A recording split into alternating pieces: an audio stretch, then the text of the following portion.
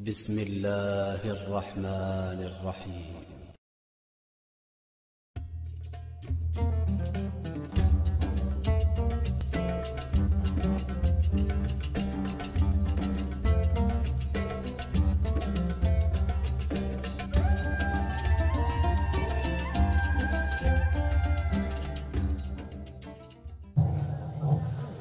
السلام عليكم ورحمة الله وبركاته.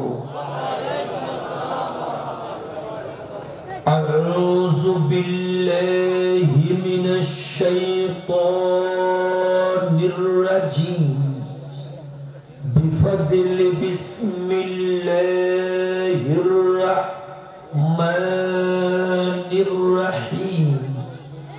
الحمد لله رب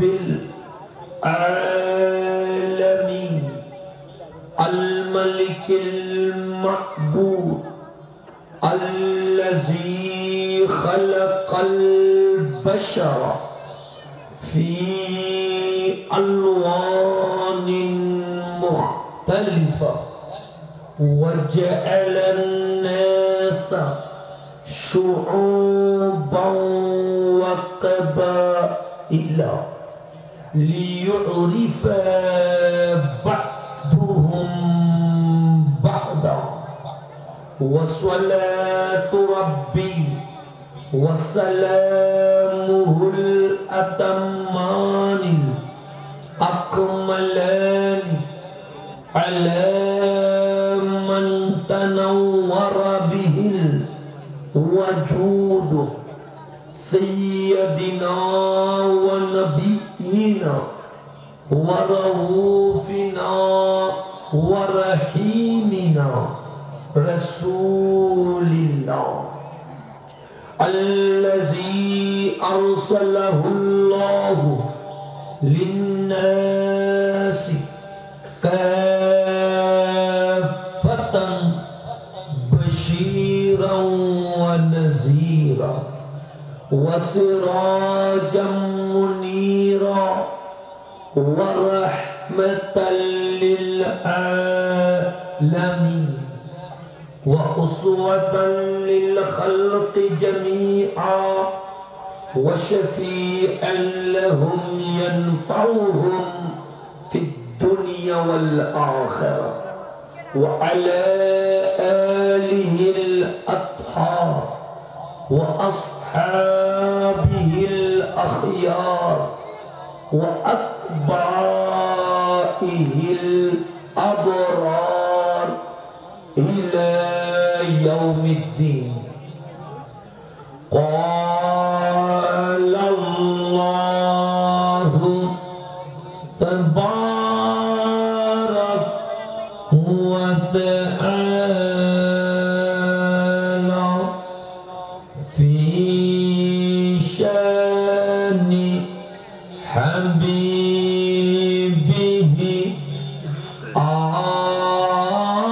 آمرا ومخبرا إن الله وملائكته يصلون على النبي يا أيها الذين آمنوا صلوا عليه وسلموا تسليما. صلى الله على وآله صلى الله على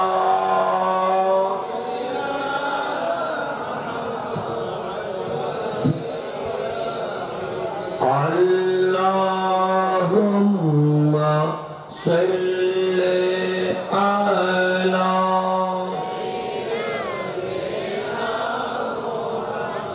نبينا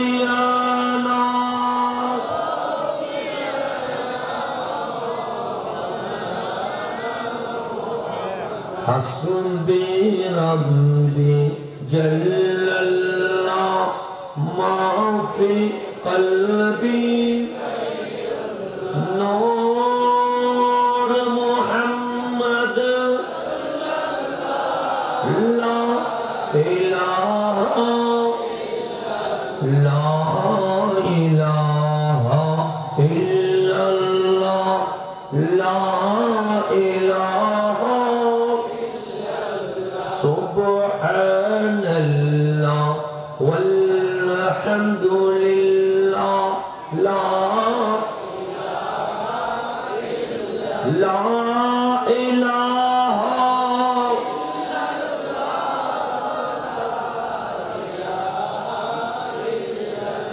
لا إله إلا الله محمد رسول الله صلى الله عليه وآله وسلم قال الله تبارك وتعالى في القرآن الحكيم ويطهركم تطهيرا صدق الله العظيم وصدق رسوله النبي الحبيب الكريم ونحن على ذلك لمن الشاهدين والشاهدين মধ্যম শহীদনগর যুব ও তরুণ সমাজ মিলাদ উদযাপন কমিটি এর আয়োজনে এলাকাবাসী ও প্রবাসীদের সার্বিক সহযোগিতা পবিত্র শোধায়ে কারবালার স্মরণে ঐতিহাসিক 16তম আজিম শান সুন্নি কনফারেন্সে প্রধান মেহমান आला मुनाज़िरे अहले सुन्नत मुजाहिदे मिल्लत गाजी मौलाना मुफ्ती अलाउद्दीन जिहादी दामत बरकातुहुमुल आलिया उपस्थित আছেন পশ্চিম শহীদনগর গাউসিয়া তৈয়বিয়া জামে মসজিদের সম্মানিত খতিবে মুকাররম আপনাদেরই অভিভাবক বড় ভাই শ্রদ্ধেয় হযরতুল হাস আল্লামা খলিলুর রহমান আল কাদরি দামাত বরকাতুহুমুল আলিয়া মুদ্দম শহীদনগর নূর ইসহাক হুসাইনিয়া জামে মসজিদের সম্মানিত খতিবে মুকাররম হযরতুল হাস আল্লামা জিয়াউল হক আল কাদরি দামাত বরকাতুহুমুল আলিয়া কাজীপাড়া জামে মসজিদের সম্মানিত খতিবে মুকাররম হযরতুল হাস আল্লামা সৈয়দ নূর মুহাম্মদ আল কাদরি সাহেব দামাত বরকাতুহুমুল আলিয়া উদ্বোধক শহীদনগর গাউসিয়া জামে মসজিদের সম্মানিত খতিবে মুকাররম হযরতুল হাস আল্লামা ফুরকান উদ্দিন রব্বানী সাহেব মাদ্দাজিলহুল আলী সভাপতিত্ব করছেন মধ্যম শহীদনগর যুব ও তরুণ সমাজ মিলাদ উদযাপন কমিটির সম্মানিত উপদেষ্টা জনাব মুহাম্মদ আব্দুল জলিল সরদার সাহেব মাহফিল পরিচালনায় জনাব মুহাম্মদ জসিমউদ্দিন সাহেব সহ উপস্থিত উলামায়ে ইকরাম উপস্থিত সম্মানিত মেহমান বৃন্দ উপস্থিত মধ্যম শহীদনগর যুব ও তরুণ সমাজ মিলাদ উদযাপন কমিটির সকল সদস্য বৃন্দ বিশেষ করে যাদের জন্য এখানে এসেছি আশাকে মুস্তাফা গোলাম মানে মুস্তাফা খাদেমানে আউলিয়া পর্দার অন্তরালে মা বোনেরা আমার সালাম গ্রহণ করবেন। আসসালামু আলাইকুম ওয়া রাহমাতুল্লাহি ওয়া বারাকাতুহু।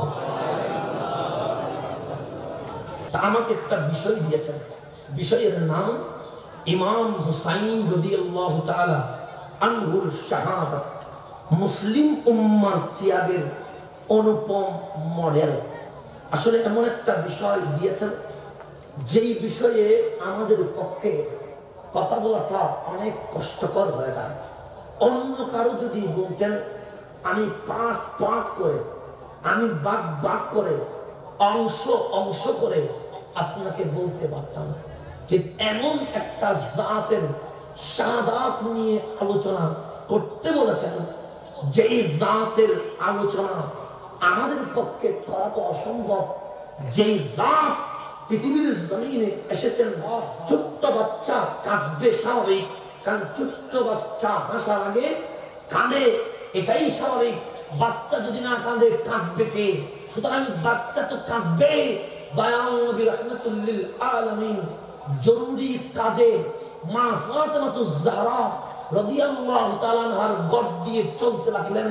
হঠাৎ করে কানে বেজে আসলো মা ফাতেমাতুজ জাহরা মাওলা আলীর ঘর থেকে কান্নার আওয়াজ আসছে। আমার নবী জরুরি কাজ বাদ দিয়ে থেমে গেলেন, আবার রিটার্ন করে গেলেন মা ফাতেমাতুজ জাহরার ঘরে। দরজায় আওয়াজ দিলেন, টাক টাক, ফাতেমার দরজা খোলো।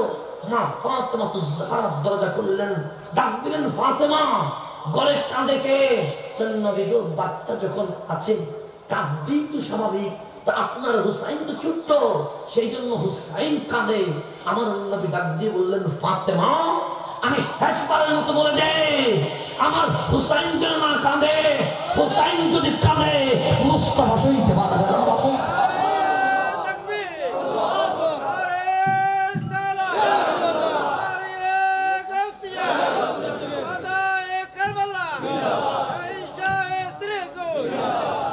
যেই বাচ্চা সন্তান ছোট্ট কোলের মাসুম দুধের বাচ্চা কাঁদবে স্বাভাবিক। মুস্তাফা ডাক দিয়ে বলে, ফাতেমা সব বাচ্চা কাঁদুক, আমার হুসাইন যেন না কাঁদে। আমার হুসাইন যদি কাঁদে আমি মুস্তাফা সইতে পারবো না, আমার পক্ষে সব কখনো সম্ভব নয়। যেই বাচ্চা শিশুর কান্না আমার মুরিদ সইতে পারে না, সেই হুসাইন যখন কারবালায় গিয়ে গেছে, চোখের সামনে আলী আসগর চলে গেছে, চোখের সামনে আলী আসগর চলে গেছে, চোখের সামনে ইমাম আলী মুকাম ইমাম হাসানের শাহজাদা চলে গেছে, সূর্যের সামনে ৭১ জন আওলাদে পাক চলে গেছে। আমার হুসাইন সেই দিন কিভাবে কেঁদেছিল, সেই দিন হুসাইনের কান্না মনিব কেমনে সহ্য করেছিল, সেটা আমাদের বুঝে আসে না। আপনারা যদি অন্য কিছু বলতেন আমি পয়েন্ট পয়েন্ট করে বলতাম, কিন্তু আমি এমন একটা জিনিস বললেন যেই জিনিসের ব্যাখ্যা আমাদের পক্ষে দেওয়া সম্ভব না। তারপরেও যখন বিষয়বস্তু দিলেন, আমি আমার বিষয়টা আস্তে আস্তে করে পুরাটা বলতে পারবো না, কারণ হুসাইনের কারবালায় যাওয়া মনোরম দৃশ্য, কিভাবে হুসাইন দেখেছেন, কিভাবে শহীদ হয়েছেন, এগুলো আমার পক্ষে বলা সম্ভব নয়। তারপরেও সংক্ষিপ্ত ভাবে আজকে বলবো হুসাইনটাকে, কারবালার জমিনে আমার হুসাইন কেন রক্ত দিতে গেলেন, রক্তটা দিয়েছেন কার জন্য, হুসাইনের রক্তের মাধ্যমে উম্মতে মুহাম্মাদের কাজ কি, এই বিষয়টা বলে আমি আমার বক্তব্যকে শেষের দিকে নিয়ে যাব। এখন আসলে সামনের দিকে চলে যায়। হুসাইনকে হাসানকে আগে সেটা একটু বুঝেন। আমিও জন্ম নিয়েছি, আপনিও জন্ম নিয়েছেন। আমরা যখন হই বড়জোর ইমাম সাহেবকে ডেকে আনি আযান দেওয়ার জন্য। আমরা যখন পৃথিবীর জমিনে আসি বড়জোর ডাক দিয়ে আনি মুয়াজ্জিনকে। আমরা যখন পৃথিবীর জমিনে আসি বড়জোর সম্মানী ব্যক্তি খতিবকে নিয়ে আসি। কিন্তু যেই দিন মাওলা আলীর ঘরে মা ফাতেমাতুজ জাহরার ওই পবিত্র ঘরে হাসনাইনে কারীমাইন চলে আসলেন, মাওলা আলী ডাক দিলেন, আজ জান্নাতের বাদশা জমিনে চলে এসেছে। মাইকিং করতে হয় নাই, পাবলিসিটি করতে হয় নাই, দয়াল নবী দৌড় দিলেন, তাড়াতাড়ি আলীর ঘরে চলে আসলেন। আলীর কি হলো, কি হলো?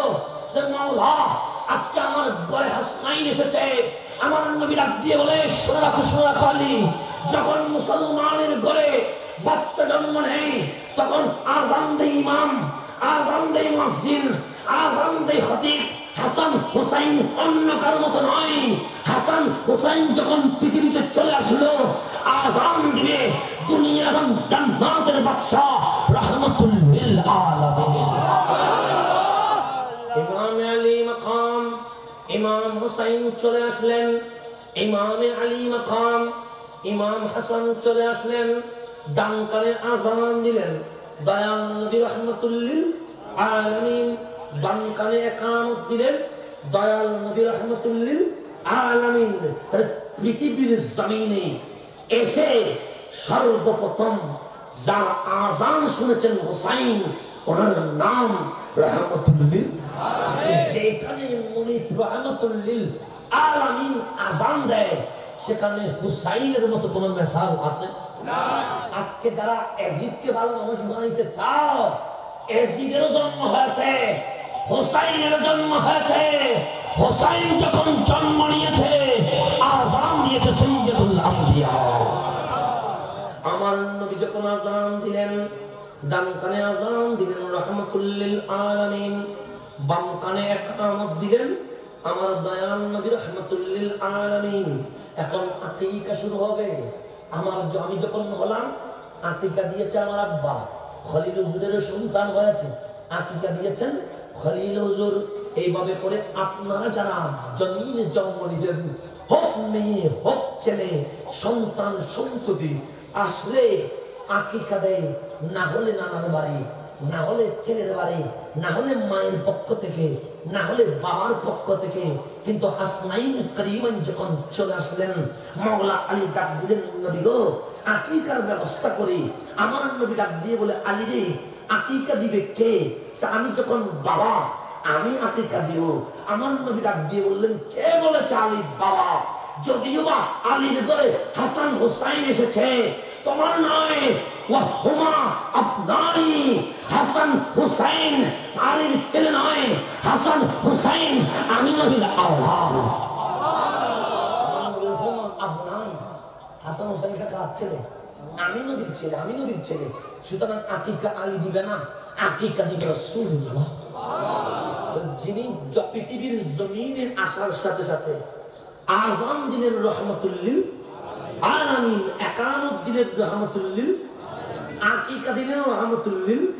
তা আল্লাহ ডাক দিয়ে বলেন, নবী গো যে শাহজাদাগুলো আসার কারণে আযান দিয়ে রাহমাতুল লিল আলামিন, ইকামত দিয়ে রাহমাতুল লিল আলামিন, আকিকা দিয়ে রাহমাতুল লিল আলামিন, আর রব্বুল আলামিন কোন কিছুতে শরীক হবে না, এটা তো হতে পারে না। সেই জন্য ইমাম হাকিম মুস্তাদরাকের মধ্যে হাযা হাদিসুন সহিহুল ইসনাদ, সহিহ সনদে এই হাদিস বর্ণনা করেছেন। আন ওয়ালিয়িন, হযরতে মাওলা আলী রাদিয়াল্লাহু তাআলা থেকে বর্ণিত, ক্বালা, তিনি ইরশাদ করেন, লাম্মা উলিদা হাসানুন, যখন আমার সন্তান শাহজাদা ইমাম হাসান পৃথিবীর জমিনে জন্ম নিলেন, সাম্মাহু হামজা, ওনার নাম রাখা হলো হামজা। ফালাম্মা উলিদা হুসাইন, যখন ইমাম আলী মাকাম ইমাম হুসাইন পৃথিবীর জমিনে আসলো, সাম্মাহু বিইসমি আম্মিহি জাফর, ইমাম হুসাইনের নাম রাখা হলো ওনার চাচার নামে জাফর। হাসানের নাম রাখা হলো হামজা, হুসাইনের নাম রাখা হলো জাফর। এখন হাসান হুসাইন নয়, পরিবারের পক্ষ থেকে একজনের নাম হামজা, আরেকজনের নাম জাফর। ফাদাআনি রাসূলুল্লাহ সাল্লাল্লাহু আলাইহি ওয়াসাল্লাম, আমার নবীর কানে এই নিউজ চলে গেল যে মাওলা আলীর ঘরে প্রথম ছেলের নাম হামজা, দ্বিতীয় ছেলের নাম রাখা হলো জাফর। ফাদাআনি রাসূলুল্লাহ, দয়াল নবী আমি আলীকে ডাকলো, আমি আলী উপস্থিত হলাম। ফাকালা, আমার নবী ডাক দিয়ে বললেন, ওহে আলী, তার নাম হামজা রাখা যাবে না। ওহে আলী, তার নাম জাফর রাখা যাবে না। ইন্নী উমিরতু আন উগাইয়িরা ইসমা হাযাইনে, আমি আদেশ প্রাপ্ত হয়েছি। আল্লাহ ডাক দিয়েছে আলীর ঘরে যে 200 হাজার আসছে ওনার নাম জাফর হামজা হবে না। নবী রে, আপনি যখন আযান দিলেন, আপনি যখন ইকামত দিলেন, আপনি যখন আকিকা দিলেন, দুনিয়ার কোন বান্দা নাম রাখবে না, ওই শাহজাদার নাম রাখবো আমি রব্বুল আলামিন। নাম রাখছে কে? আল্লাহ। আযান দিলেন রহমাতুল লিল আলামিন, নাম রাখছে কে? ফাদানি। হযরত মাওলা আলী বলছে আমাকে দয়াল নবী ইমিডিয়েট ইমার্জেন্সি ডাক দিলেন, আলী এদিকে এসো। ইন্নী উমিরতু আন উগাইয়িরা ইসমা হাযাইনে, আমাকে আল্লাহ ডাক দিয়ে বলেছে যেন নামগুলো চেঞ্জ করে দিই। ফাকুনতু আল্লাহু ওয়া রাসূলুহু আ'লাম, আমি আলী ডাক দিয়ে বললাম মুনিব আমার, এটা আমার কোনো আপত্তি নাই, আমার বিরূপ কোনো মন্তব্য নাই, আল্লাহ এবং রাসূল যেটা ভালো মনে করেন সেটাই করতে হবে। ফাসাম্মাহুমা হাসানান ওয়া হুসাইনান, তারপর আল্লাহ ডাক দিয়ে বললেন প্রথম জনের নাম রেখে দেন হাসান, দ্বিতীয় জনের নাম রেখে দেন হুসাইন। ইয়া রাসূলুল্লাহ, এই 2 শাহজাদার নাম জমিনে নয়, এই 2 শাহজাদার নাম আমি আল্লাহ জান্নাতের মধ্যে স্টক করে রেখে দিয়েছিলাম। এখনো জমিনে আসে না, এখন কোথায় আসে না, কিন্তু স্টক করে রেখেছে কে? আমি হাসান হুসাইনটা পৃথিবীতে আর কারো নাম দিতে দিই নাই। বাবা আদম সফিউল্লাহ আলাইহিস সালাম থেকে শুরু করে ফাতেমার বিয়ের আগ পর্যন্ত হাসান হুসাইন কারো নাম হয় নাই, কারণ আমি আল্লাহ স্পেশাল ভাবে রেখে দিয়েছি আজকে থেকে নতুন নাম হবে, বড়টার নাম হাসান, ছোটটার নাম হুসাইন, আমি আল্লাহর পক্ষ থেকে। এটা কি যেমন তেমন শাহজাদা? আপনি কার বিরুদ্ধে করছেন? হুসাইন ক্ষমতার লোভে, হুসাইন ভুল ছিল, এজিদ ঠিক ছিল, কার ব্যাপারে তুমি মন্তব্য করছো?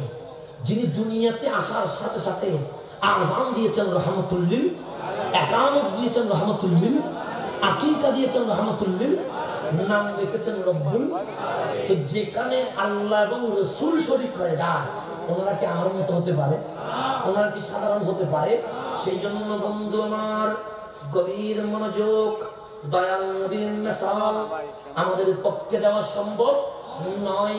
আমরা বলতে পারবো না আমার নবী আমাদের মতো, আমি বলতে পারবো না আমার নবী জমিনের মতো, আমি বলতে পারবো না আমার নবী আসমানের মতো, আমি বলতে পারবো না আমার নবী সূর্য চাঁদের মতো। শুধু তাই নয়, আমার দয়াল নবী রাহমাতুল লিল আলামিন যখন ডাক দিয়ে বলে আইয়ুকুম মিসলি, আমার মতো তোমাদের মাঝে কে আছো? ফারুক আযম দাঁড়ায়া গেল, সিদ্দিক আকবর দাঁড়ায়া গেল, মাওলা আলী দাঁড়ায়া গেল, সোয়ালত সাহাবী দাঁড়ায়া গেল। যখন বলল আইয়ুকুম মিসলি, আমি নবীর মতো কে আছো?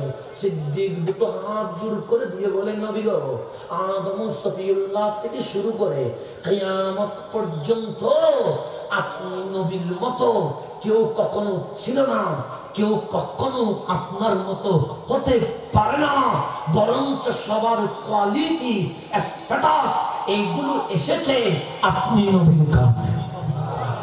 নবীকে মিসাল দেওয়া কি সম্ভব? সেই জন্য সমস্ত সাহাবায়ে কেরাম উম্মুল মুমিনিন মা আয়েশা সিদ্দিকার দরবারে চলে গেলেন, ডাক দিয়ে বললেন নবী কার মতো? মা আয়েশা ডাক দিয়ে বললেন ওরে সাহাবী, তোমরা বলেন নবী কার মতো? আমরা তো কারো মতো মিলাইতে পারি না, কারণ যার আঙ্গুল উঠে গেলে চাঁদ দুটুকরো হয়ে যায়, যার হাত পশ্চিমে গেলে সূর্য উঠে যায়, যার আঙ্গুল বিছিয়ে গেলে পানির মতো ঝর্ণা বের হয়, যার পা মুবারক উঠে গেলে লামকান পর্যন্ত চলে যায়, ওই নবীকে কারো সাথে তুলনা দেওয়া আমাদের পক্ষে সম্ভব নয়।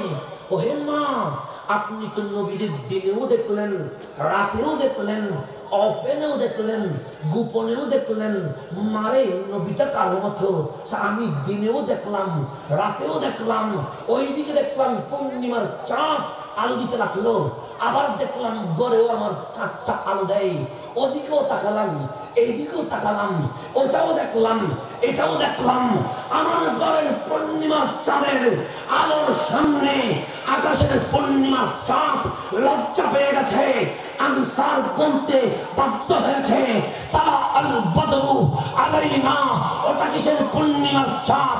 মদিনায় যেটা ওটাই আসল পূর্ণিমার চাঁদ।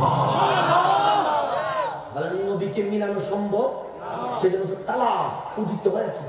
আল বাদার মানে পূর্ণিমার চাঁদ, আলাইনা মদিনা আমাদের উপরে, আকাশেরটা পূর্ণিমার চাঁদ নয়, মদিনা ওয়ালাটাই পূর্ণিমার চাঁদ। আমাদের পক্ষে নবীকে তুলনা দেওয়া সম্ভব নয়। মা আয়েশা বলছেন, তোমরা যখন বললা ওটা পূর্ণিমার চাঁদ নয়, এটা পূর্ণিমার চাঁদ, আমাকে যদি বলতে বলো আমি বলবো কি জানো, সে কি সে কোরআন কি কখনো বসেছে? সাহাবী বলে না বসে নাই। কোরআন কি কখনো দাঁড়িয়েছে? সাহাবী বলে দাঁড়ায় নাই। কোরআন কি কখনো হেঁটেছে? সাহাবী বলে হাঁটে নাই। কোরআন কি কখনো কথা বলেছে? সাহাবী বলে বলে নাই। কোরআন কি কখনো হাসি দিয়েছে? সাহাবী বলে হাসে নাই। কোরআন কি কখনো উম্মতি উম্মতি বলেছে কাঁদ দিয়েছে? সাহাবী বলে কাঁধে চিৎকার দেয় নাই। সাহাবায়ে কেরামের সামনে মা আয়েশা বলতে লাগলেন, হুলকুহুল কোরআন, 30 পারা লিখিত কোরআনের জীবন্ত জ্বলন্ত প্র্যাকটিক্যাল কোরআনের নাম রাহমাতুল লিল আলামিন। আমার নবীকে মিসাল দেওয়া সম্ভব না। শুধুমাত্র তাই নয়, আমার নবী সাহাবায়ে কেরামকে বললেন, সাহাবী আমার, আমি যে আলোচনা সংক্ষিপ্ত করছি, পুরো হাদিস বলবো না, তোমরা বলেছো আদম সফিউল্লাহ ওয়া হুয়া কাযালিক, মিথ্যা বলো নাই, সত্য বলেছো। তোমরা বলেছো মুসা কালিমুল্লাহ ওয়া হুয়া কাযালিক, সত্য বলেছো। তোমরা বলেছো ইব্রাহিম খলিলুল্লাহ, সত্য বলেছো। তোমরা বলেছো ঈসা রূহুল্লাহ, সত্য বলেছো। কিন্তু শোনো শোনো, আমি কি জানো, আমি হাবিবুল্লাহ, লা ফখরা, এ গর্ব নাই। কিন্তু যেই নবী রাসূলের আলোচনা করে তোমরা আশ্চর্যান্বিত হলা, ওই নবী রাসূল যদি আজকে থাকতো, নবুয়ত রাসালাত বাদ দিয়ে আমি নবীর উম্মত হয়ে যেত। যেই নবী আসলে নবী থাকতে পারে না, যেই রাসূল আসলে কেউ রাসূল থাকতে পারে, সেই নবীকে আপনার মতো হতে পারে, সেই নবীকে আমার মতো হতে পারে। তো সেই নবীজি যখন চলে আসলেন, একটা আওলাদ দিলেন, ওই আওলাদের নাম মা ফাতেমাতুজ জাহরা রাদিয়াল্লাহু তাআলা আনহা। আমার নবী ডাক দিয়ে বলেন, ফাতেমা যেমন তেমন নয়, ফাতেমা তোমার ঘরের কোনো মেয়ে নয়, ফাতেমা তোমার ঘরের কোনো বোন নয়। এই ফাতেমাকে যদি চিনতে হয়, আমি নবীর একটা অংশের নাম ফাতেমা। নবীর একটা অংশের নাম কি? ফাতেমা। মাওলায়ে কায়নাত মাওলা আলী, আমিও জন্ম নিলাম, আপনিও জন্ম নিলেন। খানায়ে কাবার ভেতরে যিনি বেলাদত করলেন, ওনার নাম মাওলা। শুধু এই মাওলা আলী, সেই মাওলা আলী নয়। আপনাকে যদি বুঝাইতে চাই, আমি যদি কোনো কাজের কারণে নামাজ না ধরি, আমার জন্য কখনো সূর্য উঠবে না। আমি যদি ফজরের নামাজ কাজা করে ফেলি, আমার জন্য সূর্য থেমে থাকবে না। মাওলা আলীও নবীর খেদমতে নামাজ কাজা করে বেড়েছেন, আসরের নামাজ কাজা হয়ে গেছে, নবীর খেদমতে ছিলেন। নামাজের মোহাব্বতে চোখের পানি টট্টর করে পড়ছে। আমিও কাঁদি, আপনিও কাঁদেন। যখন হুসাইন বলবো আপনিও কাঁদবেন। আমি কাঁদলে পানি জমিনে পড়ে, আপনি কাঁদলে পানি জমিনে পড়ে, আমার মা কাঁদলে পানি জমিনে পড়ে, আমার বাবা কাঁদলে পানি জমিনে পড়ে। আলী যখন কাঁদে, পানি বলে জমিনে নয়, আমি রাহমাতুল লিল আলামিনের চেহারায় গিয়ে পড়ি। কত দামি মাওলা আলীর চোখের পানি, যেই চোখের পানি কোথায় গিয়ে পড়েছে? আমার নবীর চেহারায়।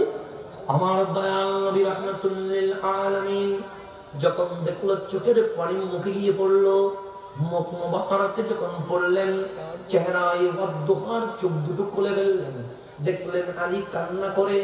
আমার নবী ডাক দিলেন, আলী রে কাঁদো কেন? নবী গো, আমি নামাজের কথা বলতে আসছিলাম, কিন্তু আপনি নবীর পাশে বসলাম। আপনি নবী যখন আমার কোলে আপনার মাথা মোবারক রেখে দিলেন, একদিকে ইবাদত আর একদিকে আদব। ইবাদত ওটা কবুল হয় যেখানে আদব থাকে, যেখানে আদব নাই ওই ইবাদত মাওলার দরবারে কবুল হয় না।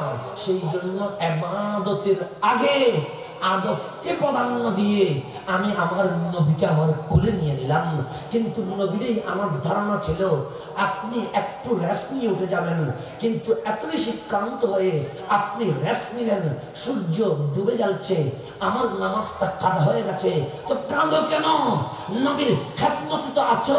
সে কাঁদি এই কারণে, কাল হাসরের ময়দানে যদি আমার আমলনামার হিসাব নেই, আল্লাহ যদি জিজ্ঞেস করে আলী এই আসরের নামাজ কাজা কেন করেছো, তখন বলতে হবে নবী আমার কোলে ছিল, আমার নামাজের কাজা নামাজবেন নবী, আলী সেটা সইতে পারে নাই, সেই জন্য চোখের পানি বের হয়ে গেছে। আমার নবী হাসি দিয়ে বলে আলী রে, নবীর খেদমতে থাকলে জিজ্ঞেস করা হয় না নামাজ কাজা করে নাও।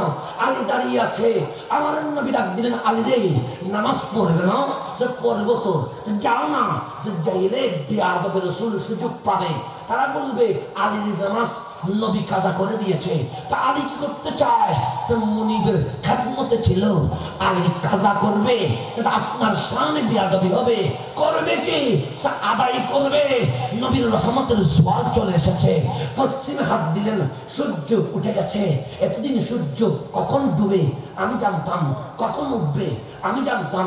সূর্য যখন উঠে গেছে আলী নামাজ শুরু করে দিয়েছে। আশেক জিজ্ঞেস করছে সূর্য ডুববে কখন? সূর্য বলে যদি আগামীকাল জিজ্ঞেস করো মিনিট সেকেন্ড বলে দিব, পরশুদিন যদি জিজ্ঞেস করো মিনিট সেকেন্ড বলে দিব। আজকে আমার ইচ্ছা উঠি নাই, আজকে আলী খুশি করে বলেছে, আজকে আলীর কারণে উঠেছে, সুতরাং ডুববো কখন আমাকে জিজ্ঞেস করিও না, আলীকে জিজ্ঞেস করো নামাজ শেষ করবে কখন। এটার নাম মাওলা আলী। তোমার কোনো মেসাল আছে? আমার নবীরও কোনো মেসাল নাই, মাওলা আলীরও কোনো মেসাল নাই। মা ফাতেমাতুজ জাহরা আমার নবীর ঘরে চলে আসলেন, দয়াল নবী ডাক দিলেন, ও আমার সাহাবী, ও আমার উম্মত শুনো শোনো, ফাতেমা তোমার ঘরের মেয়ে নয়, ফাতেমা অন্য কারো কোনো কন্যা নয়, আমার একটা অংশের নাম ফাতেমাতুজ জাহরা। বন্ধু আমার, আমরা যারা পুরুষ আছি আমাদের উপর নামাজ ফরজ, কথা ঠিক কি? ফরজ তো কয় ওয়াক্ত? 5 ওয়াক্ত। কোনো মাপ আছে? অসুস্থ হলে দাঁড়ায় না পারলে বসে, যদি বলেন বসতে পারি না, সে বিছানায় শুয়ে আছো, সেখানেও ইশারায় কি করতে হবে? নামাজ কোন সময় মাপ। আপনি যদি বলেন আমি গরিব, সে গরিব হইলেও নামাজ পড়তে হবে। আপনি যদি বলেন আমি ভিআইপি, সে ভিআইপি হলে আরো বেশি করতে হবে, কথা ঠিক কি? কারণ ভিআইপির হিসাব বেশি না কম? বেশি। রিক্সাওয়ালার হিসাব নাই কম। সেই জন্য আমার নবী বলে কোটিপতির হিসাব হতে হতে আমার গরিব উম্মত জান্নাতে ঢুকে যাবে। এখনো কোটিপতির হিসাব কি করতেছে? শুনতেছে গরিব উম্মত কোথায়? জান্নাতে ঢুকে বসে আছে। সেই জন্য গরিব হওয়াও মাঝে মাঝে ভালো। কেন? এত কোনো হিসাব নিকাশ। অনেকে গরিব হয়ে আফসোস করে, গরিব বলে কোনো আফসোস নাই, কারণ আমার নবী ডাক দিয়ে বলে তোমাদের ভিআইপি আছে, আমি নবীর ভিআইপি আছে। আমার ডানে বামে পিছনে যারা ভিআইপি, তার দুনিয়ার জমিনে সবচেয়ে বেশি গরিব ছিল। সবচেয়ে বেশি কি ছিল? নবীর ভিআইপির নাম কি? গরিব। গরিব, সেই জন্য গরিব হওয়া এটা অনেক বড় এহসান। সেই জন্য বলছে তুমি যদি আমাকে ভালোবাসো, কি বলতেছে নবী? আমার নবী বলছে ভালোবাসলে মুখে বললে তো হবে না, আমি ভালোবাসি আমি ভালোবাসি, কাজে প্রমাণ করতে হবে। আমার নবী বলছে আমার ভালোবাসার প্রমাণ হচ্ছে তোমরা যখন আমাকে ভালোবাসতে শুরু করবে, তোমাদের ধন সম্পদ কমে যাবে, গরিব হওয়ার সম্ভাবনা আছে। যদি দাবি করেন নবীরে ভালোবাসো, গরিব হওয়ার জন্য প্রস্তুত হয়ে যাও। সুন্নিরা দুনিয়া গরিব। গরিব একটা মাহফিল করতে তারা বুঝতে হয়, একটা মাদ্রাসা করতে তারা বুঝতে হয়, একটা মসজিদ বানাইতে আমার হুজুরের কতবার বয়স করতে হয়েছে। প্রত্যেক জমা বলতে হয় না যে খতিবের বেতন হচ্ছে না, মসজিদের বেতন হচ্ছে না, কারেন্টের বিল হচ্ছে না, আজকের এই কাজ কালকের এই কাজ। প্রত্যেক জমায় সুন্নি মসজিদে সুন্নি খতিবদের টাকা তুলতে তুলতে মুসল্লি বিরক্ত। তো কেন বিরক্ত? আমাদের টাকা তুলতে হয় কেন?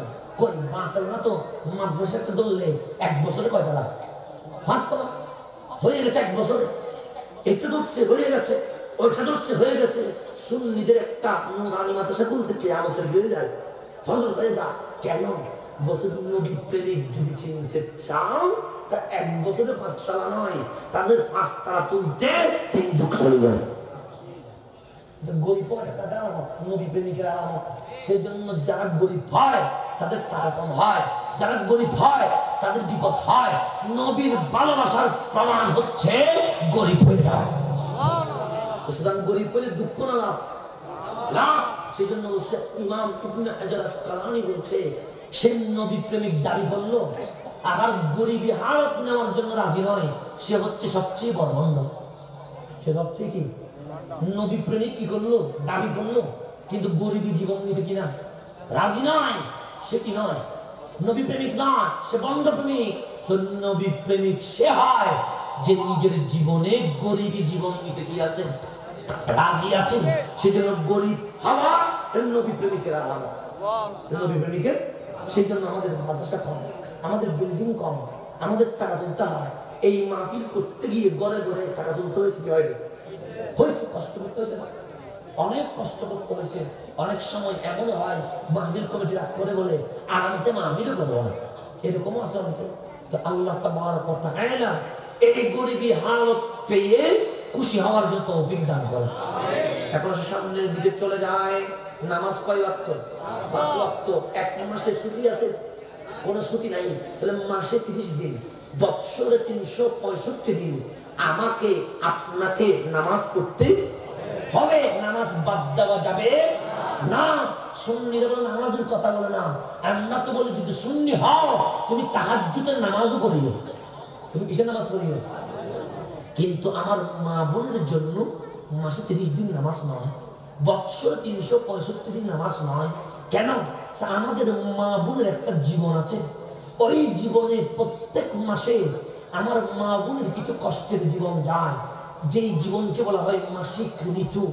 ওই মাসিক ঋতুর সময়ে আল্লাহ ডাক দিয়ে বলেন, নবী গো আপনার মুমিনা নারী উম্মতকে বলে দেন মাসে 30 দিন নামাজ পড়তে হবে না। তাদের মাসে যেটা পিরিয়ডের টাইম আছে, মাসিক ঋতুর সময় আছে, ওই সময়ে আমি আল্লাহ তাদের জিন্দেগি থেকে নামাজটা মাফ করে দিলাম। তো আমার কোন মায়ের 3 দিন মাসে নামাজ মাফ, কোন মায়ের 5 দিন, কোন মায়ের 7 দিন, কোন মায়ের 9 দিন নামাজ কি হয়ে যায়, মাফ হয়ে যায়। কেন? ওই রক্তের কি দরকার, না পাক রক্ত। ওই রক্ত যখন নির্গত হয় আমার মা বোনের কষ্ট হয়, তা আল্লাহ বলেন দুটো কষ্ট একসাথে করে দিব না। যখন তোমার কষ্ট হয় তোমার থেকে নামাজটা কি করে দিলাম, মাফ করে দিলাম। বন্ধু আমার গভীর মনোযোগ, কোন বোনের 3 দিন, কোন বোনের 5 দিন, কোন বোনের 7 দিন, কোন বোনের 9 দিন নামাজ মাফ। কারণ ওই সময়ে আমার মা বোনের এমন একটা রক্ত বের হয় যে রক্তটা নাপাক। তো ওই রক্ত দিয়ে কি হয়, ওই রক্ত দিয়ে আমার আপনার বডি হয়। সেই জন্য আমরা যখন মায়ের পেটে আসি তখন আমার মা বোনের ওই রক্ত বন্ধ হয়ে যায়। কেন বন্ধ হয়? ওই রক্ত দিয়ে মানুষের বডি হয়। রক্ত নিয়ামত না কিয়ামত। প্রত্যেক মা বোনের ওই মাসিক ঋতু আছে। ওই মাসিক ঋতু থাকার কারণে আমাদের এই বডিগুলো রেডি হয়। এটা ইসলামও একই কথা বলে, বিজ্ঞানও একই কথা বলে। সেই জন্য এমন কোনো মেয়ে নাই, এমন কোনো নারী নাই যাদের কোনো মাসিক ঋতু নাই। আমার মায়ের পেটে আমি আসার কারণে আমার এই বডি হয়েছে। আমার মায়ের মাসিক ঋতুর রক্ত দিয়ে আপনার বডি হয়েছে, আপনার মায়ের মাসিক ঋতুর রক্ত দিয়ে। সেই মা হাওয়া থেকে শুরু করে কিয়ামত পর্যন্ত কোন নারী 30 দিনে 30 দিন নামাজ পড়ে নাই, কোন নারী 2 মাসে 60 দিন নামাজ পড়ে নাই, কোন নারী বৎসরে 365 দিন নামাজ পড়ে নাই। প্রত্যেক নারীর জন্য, কারোর জন্য মাসে 3 দিন, কারোর জন্য মাসে 5 দিন, কারোর জন্য মাসে 7 দিন, কারোর জন্য মাসে 9 দিন, এইভাবে নামাজ মাফ। কিন্তু এই জমিনে একটা মা আছে, এই জমিনে একটা নারী আছে, যেই নারী মাসে 30 দিন নামাজ পড়েছে, যেই নারী মাসে 2 মাসে 60 দিন নামাজ পড়েছে, যেই নারী 365 দিনে 365 দিন নামাজ পড়েছে, যেই নারী বালেগা হওয়ার পর থেকে মরণ পর্যন্ত জিন্দেগিতে এক ওয়াক্ত নামাজ বাদ দেয় নাই। যদি জিজ্ঞেস করেন ওই মহিয়াসী নারীর নাম কি, উত্তর বলবে ওই নারীর নাম মা ফাতেমাতুজ জাহরা।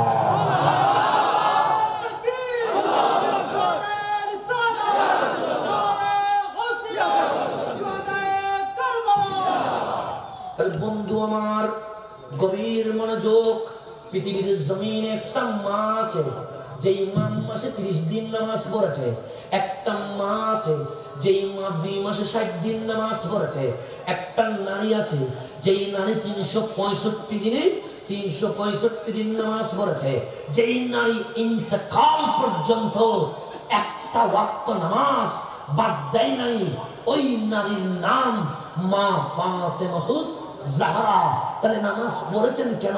কারণ ওনার ওই অপবিত্র রক্ত নাই। নামাজ পড়েছেন কেন? ওনার মাসিক ঋতু নাই।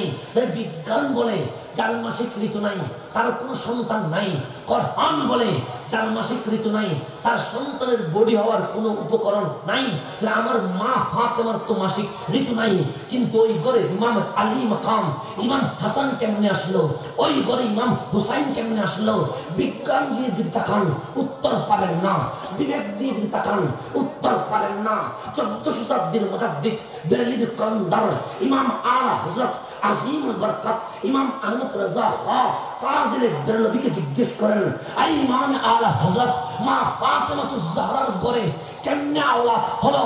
ওনার তো স্বীকৃত ছিল না, ওনার তো অপবিত্র রক্ত ছিল না, ওনার তো আত্মবাটন সম্পূর্ণ পবিত্র ছিলেন, কেমনে আসলো? আমার আলা হযরত বলেন, বিজ্ঞানের কিতাব বন্ধ করে দাও, তোমার বিবেককে বন্ধ করে দাও, স্কেল চক চালু করে দাও, উত্তর আসবে।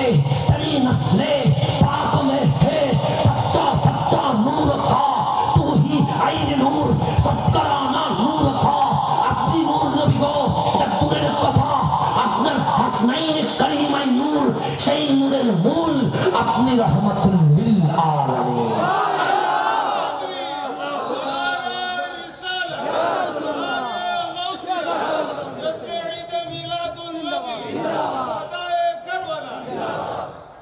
তাহলে আমার হুসাইন আমাদের মতো নয়, আমার হাসান আমাদের মতো নয়। এমন ভাবে আসলেন যাদের কাছে অপবিত্র কোনো কিছু শরীরের মধ্যে বডির মধ্যে লাগে নাই। সেজন্য আল্লাহ বলেন, ইতা হেরাকম তাতহীরা, কিয়ামত পর্যন্ত পুত্র পবিত্র রাখার দায়িত্ব আমি রব্বুল আলামিন নিয়েছি। এখন বন্ধু আমার সামনের দিকে চলে যায় মাওলা আলীর ঘরে মা ফাতেমাতুজ জাহরার বাড়িতে দুজন শাহজাদা আসলেন। একজনের নাম হাসান, আরেকজনের নাম হুসাইন। নাম রাখলেন রব্বুল আলামিন, আজম দিলেন রহমাতুল লিল আলামিন। হাসনাইনে কারিমাইন বরকত রাখলো। কোলে নেই যেমন তেমন নয়, আমাকে কোলে নেই আমার বাবা, আমাকে কোলে নেই আমার মা, আমাকে কোলে নেই আমার চাচা, আমাকে কোলে নেই আমার মামা। হাসনাইনে কারিমাইনকে কোলে নিতে রাখলেন রহমাতুল লিল আলামিন। কখনো ডান কাঁধে নেই, কখনো বাম কাঁধে নেই। যে নবীটা কেমন নবী? যেই নবীর শরীরের মধ্যে কখনো মাছি বসে নাই, এটা কেমন নবী? যেই নবীর বডিতে কখনো মশা বসে নাই। কারণ মশাও চিনে রহমাতুল লিল আলামিন, মাছিও চিনে রহমাতুল লিল আলামিন। যার বডিতে বসলে বড় বেয়াদবি হবে, সেই জন্য যার জিন্দেগিতে বডিতে মশা মাছি বসে নাই, ওই বডি মোবারকের নাম রহমাতুল লিল আলামিন। দয়াল নবী রহমাতুল লিল আলামিন হুসাইনকে চুমু দিতে লাগলেন। কখনো কপালে, কখনো নাকে, কখনো কানে, কখনো মুখে, কখনো গলায়, কখনো বুকে। আমার নবী চুমু দিতে লাগলেন। বন্ধু আমার, গভীর মনোযোগ, আমার নবী পুরো জিন্দেগিতে একবার চুমু দিয়েছেন হাজরে আসওয়াদকে। কয়বার? একবার। জিন্দেগিতে কয়বার? একবার চুমু দিয়েছেন। কাকে? হাজরে। আজকে প্রতিযোগিতা চলছে কি চলতেছে না? কত মানুষ মারা যায় হজের মৌসুমে, কেন? হাজরে আসওয়াদকে চুমু দেওয়ার জন্য। ফারুক আযম তাওয়াফ করতে লাগলেন। তাওয়াফ শেষ করে হাজরে আসওয়াদের সামনে থেমে গেলেন। ডাক দিয়ে বললেন, হাজরে আসওয়াদ, আমি কি চেনো? আমি ওমর ইবনে খাত্তাব। যে রাস্তা দিয়ে যায় ওই রাস্তা দিয়ে ইবলিস হাঁটে না। আজকে ফারুক আযম কোন পাথরের সামনে দাঁড়ায় না, ফারুক আযম কোন গাছের সামনে দাঁড়ায় না, ফারুক আযম কোন পানির সামনে দাঁড়ায় না। কিন্তু আজকে আমি ওমর ইবনে খাত্তাব বাধ্য হয়ে গেলাম তুমি হাজরে আসওয়াদকে সামনে নিয়ে সম্মানে দাঁড়ানোর জন্য। কিন্তু হাজরে আসওয়াদ, তুমিও তো আমার আকীদার একটা পাথর ছিল। হাজরে আসওয়াদ মক্কার জীবন জমিনে কোটি কোটি পাথর, কিন্তু আমার কোন পাথরকে সম্মান করে না। আজকে আমিও তোমাকে একটা চুমু দিব, কেন জানো? কারণ তুমি পাথরকে চুমু দিয়েছে আমার মুনিব রাহমাতুল্লিল আলামিন। একটা পাথর চুমু দিয়েছেন জীবনে একবার, কাবার সাথে লেগে গেছে। কার সাথে লেগে গেছে?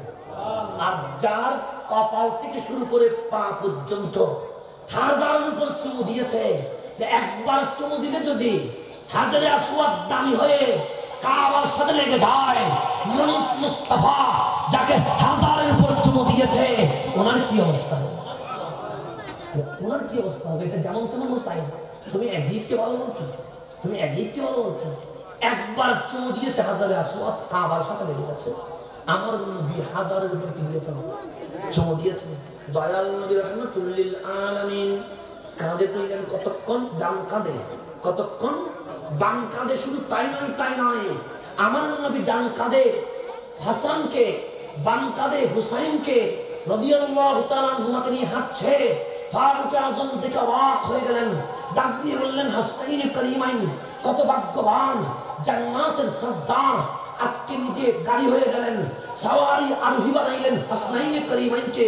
কত বড় ভাগ্যবান, মেরাজের দুলহা রাহমাতুল্লিল আলামিন আজকে দুই কাঁধে হাসনাইনকে নিয়ে গেছে।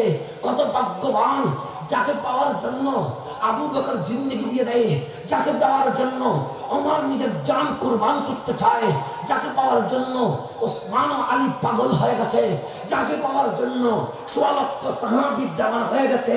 সেই নবীর কাঁধে দুটো শাহজাদা হাসনাইন কারিমাইন ডাক দিয়ে বললেন, ইয়া হাসান, ইয়া হুসাইন, কত ভাগ্যবান, আজকে দয়াল নবী আপনাদেরকে কাঁধে নিয়ে নিয়েছে।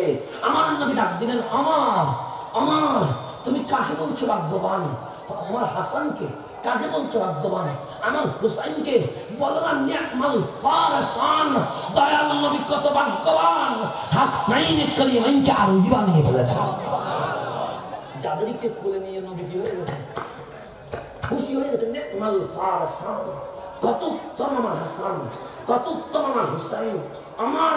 আমার প্রশংসা করিও না, আমার হাসান হুসাইনের প্রশংসা করো, আমি নবী খুশি হয়ে যাব। যেই নবী হাসনাইন কারিমাইনের প্রশংসা করেছেন, কার থেকে? সাহাবায়ে কেরাম থেকে। সেই হুসাইনকে গালি দিলে মুসলমান থাকবে?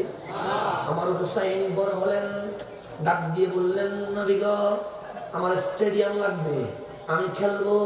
আমার নবী বললেন, পেট মোবারককে স্টেডিয়াম বানায়া দিলাম, হুসাইন আমার পেটে খেলবো। নবী রে, আমার ঘোড়া লাগবে, আমি চড়বো। আমার নবী বললেন, আমি ঘোড়া হয়ে গেলাম, আমার পিঠে উঠে যাও। হুসাইন পিঠে উঠে গেলেন। শুধু তাই নয়, তাই নয়, সাহাবায়ে কেরাম আরজ করলেন, একদা এশারের নামাজের সময় দয়াল নবী রাহমাতুল্লিল আলামিন এশারের নামাজ শুরু করে দিলেন। আমার নবী একা একই নামাজ পড়লে নামাজকে বড় দীর্ঘ করে, সিজদাকে বড় দীর্ঘ করে, কিন্তু জামাতে নামাজ পড়লে আমার নবী নামাজ দীর্ঘ করে না, আমার নবী নামাজকে একটু সংক্ষিপ্ত করে। এই কারণে, কারণ নামাজের মধ্যে অনেক বৃদ্ধ থাকে, নামাজের মধ্যে অনেক ছোট বাচ্চা থাকে, নামাজের মধ্যে অনেক অসুস্থ থাকে। নামাজ যদি দীর্ঘ করে মানুষের কষ্ট হবে, তা আমার নবী উম্মতের কষ্ট বিবেচনা করে জামাতে নামাজকে সংক্ষিপ্ত করতেন, একাকী নামাজকে বড় লম্বা করে দিতেন। একাকী নামাজকে কি করে দিতেন? বড় লম্বা। সেজন্য জুমার নামাজ, ঈদের নামাজ যেগুলো বড় হয় সেগুলো সংক্ষিপ্ত করতে হয়। তো আলেম ওলামারা যখন সংক্ষিপ্ত করে, অনেকে একটু এক্সট্রা যাবে যে আজকে হুজুর নামাজ কি করে দিয়েছে, তুমি ফতোয়া বেশি বুঝবে না খতিব বেশি বুঝবে? খতিব বেশি বুঝবে। সেই জন্য খতিবের আগে আমরা যারা আম পাবলিক আছি, আমাদের ফতোয়া দেওয়া উচিত। কোথায় লম্বা করতে হবে তা খতিবে জানে, কোথায় বাতি করতে হবে এটাও খতিবে। সুতরাং খতিব বেশি করার কোনো দরকার নাই। বক্তব্য কখন লম্বা করতে হবে এটা খতিবে জানে, কখন শুরু করতে হবে এটা খতিবে জানে। জুমার নামাজ 25 মিনিট হয় না, গরিবে এরকম করে কারো খতিব। তুমি যার পিছনে নামাজ পড়বে ওরা তুমি টাইম দেখাও, তোমার ইমান থাকবে? টাইম দেখা বলছে কি মানে ইশারা দিতে কি হয়ে গেছে, টাইম হয়ে গেছে, এখন শেষ করেন। কে দে মুসল্লি, তো মুসল্লি বেশি বুঝবে না খতিব বেশি বুঝবে? খতিব মানে অভিভাবক। অভিভাবক জানে কোথায় 5 মিনিট বাড়াইতে হবে, কোথায় 5 মিনিট কমাইতে হবে। তা আমি যদি বেশি বুঝি যাই, আমি বেশি বুঝার নাম হচ্ছে ইংলিশ। বেশি বুঝার নাম কি? কম বুঝে মেনে নেওয়ার নাম মুমিন। কম বুঝে মেনে নেওয়ার নাম কি? এগুলো বুঝবেন, না বুঝলে ইমান চলে যাবে। কেন? সিদ্দিক আকবর কেন হয়েছে? কারণ এই জবান কখনো প্রশ্ন করে না। যুক্তি বলেছেন, নবীজি বলেছেন এরকম, সিদ্দিক বলে এরকম, নবীজি বলেছে এরকম, সিদ্দিক বলেছে এরকম। শুধু তাই নয়, যখন মেরাজ থেকে এসে বিজ্ঞান নাই, মোবাইল নাই, ইন্টারনেট নাই, রকেট নাই, প্লেন নাই, তখন যখন আমার নবী বলছে আমি উঠে গেছি, সে কোথায় উঠেছেন? মক্কার তারপরে বলছে পাগল, এখান থেকে জমিনে যাওয়া সম্ভব নয়, এটা নাকি কোথায় উঠে গেছে? সিদ্দিক আকবর তখন আসে নাই, কাঁধের উপর হাসি দিয়ে বলে আজকে কাজ করে দিছি। যে কি কাজ? আবু বকরকে আমাদের ধর্মে নিয়ে আসবো। কারণ যে কথা বলেছে এই কথা কখনো বিবেক কি করে না, সাপোর্ট করে না। সবাই গিয়ে বললেন আবু বকর যাও কই? আর যাবে কোথায়? ঠিকানা তো একটাই, ওটার নাম রহমতুল্লিল। যাইও না। কেন? কি হয়েছে? সে পাগল হয়ে গেছে। সে কেমনে পাগল? সে তোমার নবী নাকি গত রাত্রিতে সামান্য সময়ে সামান্য সময়ে জমিন থেকে জমিনে, মক্কার মসজিদে হারাম থেকে মসজিদে আকসা, মসজিদে আকসা থেকে সিদরাতুল মুনতাহা থেকে লাল মাকানে গিয়ে আল্লাহর সাথে দিদার করে চলে এসেছে। সিদ্দিক তুমি একটু বিবেক দিয়ে দেখো না, আমরা মক্কা থেকে ফিলিস্তিনে যাইতে 1 সপ্তাহ লাগে, আসতে আর 1 সপ্তাহ লাগে, মোটামুটি 2 সপ্তাহ শুধু আসতে যাইতে। তো যেখানে মক্কা থেকে ফিলিস্তিনে যাইতে আসতে 2 সপ্তাহ লাগে, তোমার নবী নাকি সামান্য সময়ে ফিলিস্তিনেও গেছে, উপরে উঠছে, আবার চলে আসছে। সিদ্দিক এটা কি মানা যায়? সিদ্দিক বলেছে মান ক্বালা, এই কথাগুলো কে বলেছে? সে কে বলবে? তোমার নবী বলেছে।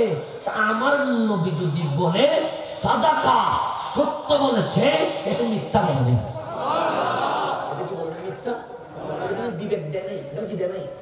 বিবেক দেয় নাই, মুহাব্বত দিয়েছে। কি দিয়েছে? এইদিকে সত্য বলেছে, বলতে বাকি।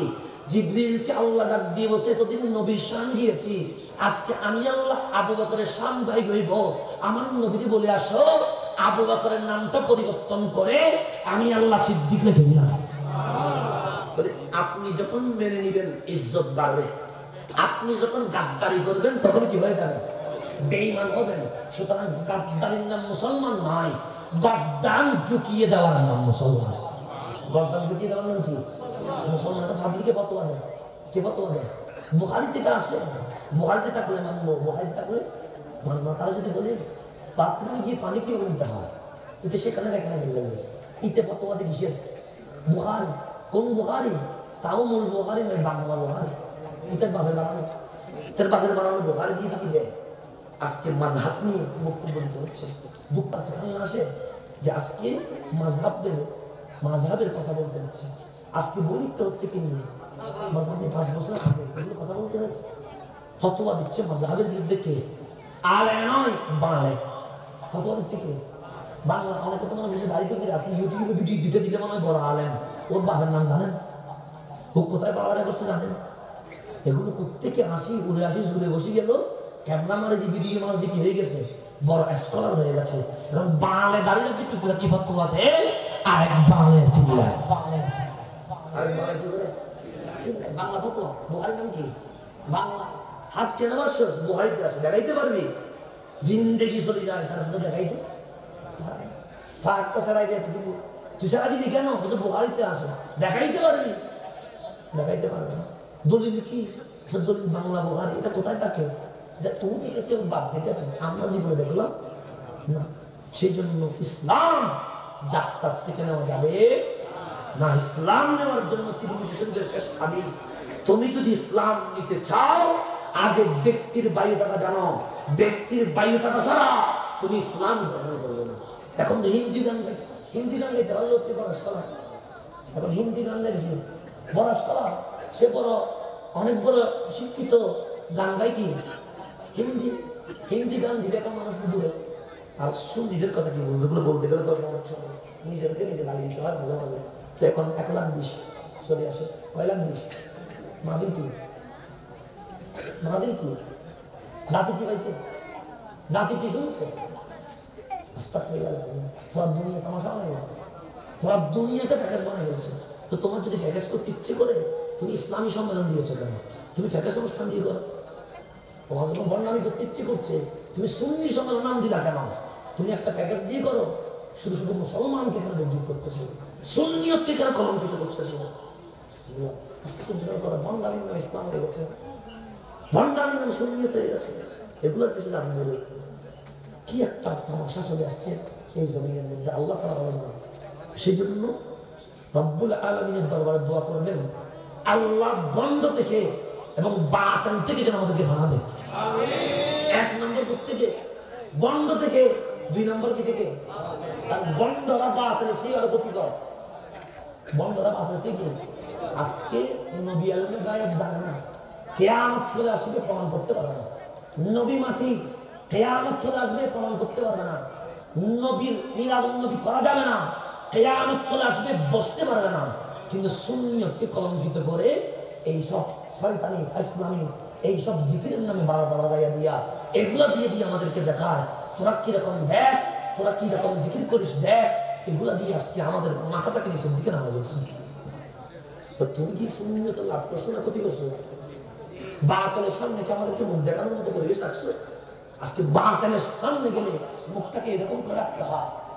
আমার কারণে তো নয়, আমার বাবার কারণে তো নয়, তোমার বাটিয়া বন্ধদের কারণে আজ সুন্নিয়ত কলঙ্কিত হয়েছে। সেই জন্য আমরা ঐক্যের পক্ষে কথা বলি, বন্ধদের পক্ষে কথা বলি না। বন্ধ মুক্ত সুন্নিয়ত থাকতে হবে, বাতিল মুক্ত সুন্নিয়ত থাকতে হবে। ঐক্যের নাম দিয়ে কোন বন্ধকে মাঠে সুযোগ দেওয়া মানে সুন্নিয়তকে কলঙ্কিত করে দেওয়া, সুন্নিয়তকে জবাই করে দেওয়া। সেই জন্য বন্ধের পক্ষে না, বন্ধের বিপক্ষে থাকবে। এটা মনে রাখতে গেলে এগুলো আমি বলে গেছি, আর কেউ বলবে না কেন? আমি আর একটা দাওয়াতের চিন্তা করি না, দাওয়াত দিলেও আসি না দিলেও আসি, সেদিনের দাওয়াতের কথা চিন্তা করি। সেই জন্য আমি বন্ধের বিরুদ্ধে বেশি বলি। আজকে বন্ধদের কারণে আমাদের কি হয়েছে? কলঙ্কিত হয়েছে। এখন সামনের দিকে চলে যায়, গভীর মনোযোগ দেন। তাহলে ইমাম আলী মাকাম ইমাম হুসাইন আসলেন, আমার নবীকে বললেন নবীকে আমি খেলবো। আমার নবী বললেন আমি পেটকে খেলার মাঠ বানায় আনলাম। বললেন আমার ঘোড়া লাগবে, আমার নবী বললেন আমি ঘোড়া হয়ে গেলাম। আমার নবী বললেন, নবীকে বললেন আমি গাড়ি লাগবে, আমার নবী বললেন আমি গাড়ি হয়ে গেলাম। শুধু তাই নয়, তাই নয়, নামাজে এশা শুরু হলো। ওদিকে আওয়াজ করবেন না, ওদিকে কোনো কথা আওয়াজ করবেন না। আল্লাহুম্মা সাল্লি আলা সাইয়্যিদিনা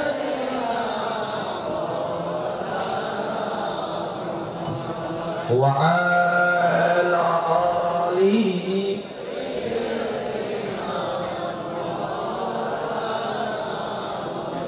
অসুখ জানাই প্রশাসন আমাদের পক্ষে আছে, প্রশাসন আমাদের বিপক্ষে নাই। কারণ আমরা বাংলাদেশে শান্তি চাই, অশান্তি চাই না। প্রশাসন ভালো করে জানে আমরা কারা, প্রশাসন কি জানে। সুতরাং প্রশাসনকে নতুন করে সুন্নিয়তের পরিচয় দেওয়ার কোনো দরকার। যারা গাড়ি কিনতে দেয় না তাদের নাম সুন্নি, যারা রাস্তা খেতে দেয় না তাদের নাম সুন্নি, যারা কোরআন করিম না দেয় না তাদের নাম সুন্নি, যারা মসজিদে জুতা মারে না তাদের নাম সুন্নি, যারা বোমা মারে না তাদের নাম সুন্নি। আমরা যদি রাত ৩টা পর্যন্ত মাহফিল করি, বাংলার জমিন অশান্তি হবে না, আল্লাহর রহমত নাযিল হবে। কি হবে? সুন্নিরা কখন করে নাই, সুন্নিরা সবসময় শান্তির পক্ষে কথা বলে। সেই জন্য আমরাও যদি ভুল করি, আমাদের ভুলগুলিও সুন্নিরা দেখায়া দেয়। কেন? সুন্নিরা ব্যক্তিকে নয়, সুন্নিরা মদিনা ও আখিরাত করতে। আমার কি দরকার পড়েছে অমুকের বন্ধনের কথা বলার? আমার কি দরকার পড়েছে অমুকের কথা বলার? একটা কারণে বলি, দয়াল নবীকে মহব্বত করি, কোনো ব্যক্তিকে নয়। এগুলো মনে রাখবেন। আমার এলাকা যেহেতু আমার এলাকাকে ঠিক করতে হবে, আমার গড়ে যদি সারাক না দিই, বাইরে সারাক দিয়ে কোনো আওয়াজ আছে তো। সুতরাং আমি আমার এলাকা ঠিক, তারপর বাইরে ঠিক। আমার এলাকা ঠিক বলেই তো অক্সিজেন চত্বর কেটে উঠেছে। আমার এলাকা ঠিক বলেই তো আন্দোলন আমার এলাকা থেকে শুরু হয়েছে। আমার এলাকা ঠিক বলেই তো ফ্রান্সের বিরুদ্ধে আমার এলাকা কথা বলেছে। আমার এলাকা ঠিক বলেই তো দেখো অনেক মোল্লা আছে, দেখো অনেক আলেম আছে, তাদের এলাকার আলেমরা যখন মাহফিল করে তখন এলাকাবাসী বসে না, ৫ জন ১০ জন থাকে। বাহির থেকে যখন আলেম আসে তখন মানুষের ভরপুর হয়ে যায়। প্রত্যেকটা অঞ্চলের লোকের বৈশিষ্ট্য দেখেছি, বাহিরে গেলে দাম পায়, গড়ের মানুষ গড়ে কখনো দাম পায় না, এটা বাস্তব সত্য কথা। কিন্তু আমার শহীদনগর প্রমাণ করেছে যে আমরা এলাকার মানুষ বলে তাকে অবহেলা করব, বাকিদেরকে মূল্যায়ন করব, এটা হবে না।